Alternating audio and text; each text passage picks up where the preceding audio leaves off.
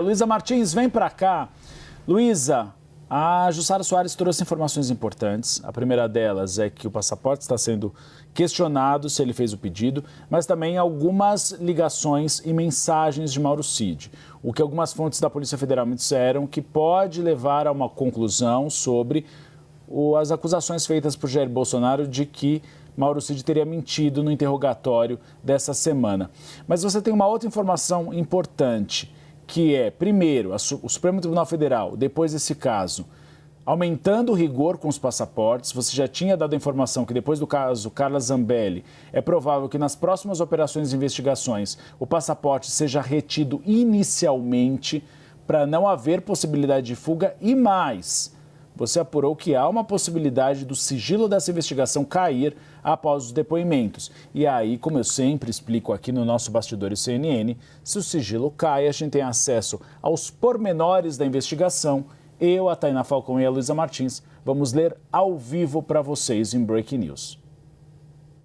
Uribe, é preciso verificar, né? De qualquer maneira, o sigilo só cairia depois que todos, no caso Gilson Machado e Mauro Cid, forem devidamente ouvidos pela Polícia Federal. É sempre uma expectativa que acontece, né? Uma operação da Polícia Federal, ela tem como regra, digamos assim, tramitar em sigilo, justamente para que não vazem, né? Quais vão ser as medidas que vão ser cumpridas pela Polícia Federal e para evitar até que os alvos dessas operações se preparem de alguma maneira e destruam eventualmente algum tipo de prova. Então, por isso, o caráter surpresa, digamos assim, é muito relevante para as operações, mas depois que a operação é efetivada, normalmente existe sempre a possibilidade de que o ministro relator levante o sigilo e aí a gente tem acesso, como você disse, Uribe, ao pedido da PGR, aos argumentos que foram utilizados pelo Procurador-Geral da República, que argumentos foram levados em conta ou não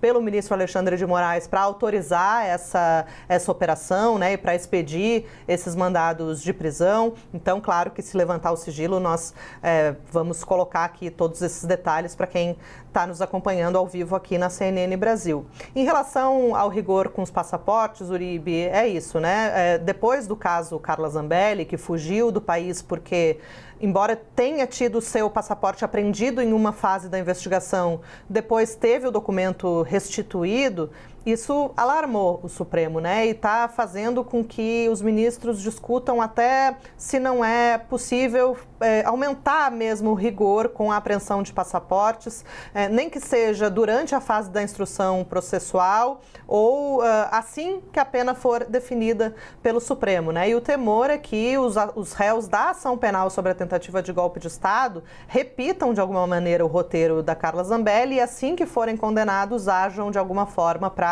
sair do país e evitar o cumprimento da prisão. A gente lembra que quando o STF julgar a ação penal e eventualmente condenar os réus, a pena ela não é super imediata, né? Ainda cabem ali 2 recursos que o Supremo precisa analisar e depois da rejeição desses recursos é que o cumprimento da pena é iniciado. Então, foi justamente nesse momento em que Zambelli decidiu sair do país, né? Ela decidiu fugir porque a rejeição desse segundo recurso estava muito próxima e dias depois ela teria ali decretado a necessidade de começar a cumprir a pena de 10 anos por invadir os sistemas do Conselho Nacional de Justiça. Então, existe, depois desse caso da Zambelli, existe no Supremo essa preocupação de, será que a gente não está sendo muito, como é que vou dizer assim, facilitando, né, essa questão da fuga ao não apreender o passaporte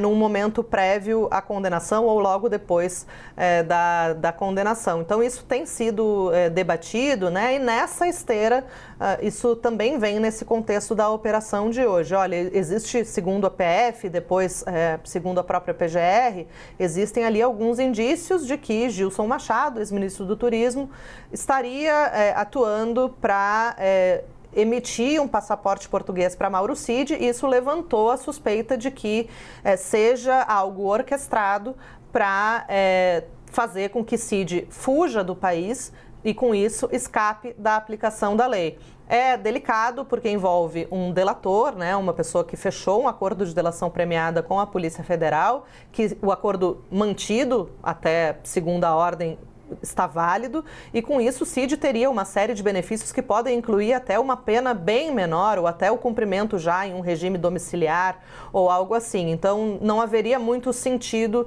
em orquestrar uma fuga do país se ele teria vários benefícios aqui no Brasil. Mas de qualquer maneira isso vai ser apurado pela Polícia Federal a partir do que Gilson Machado e Mauro Cid disserem nos seus depoimentos.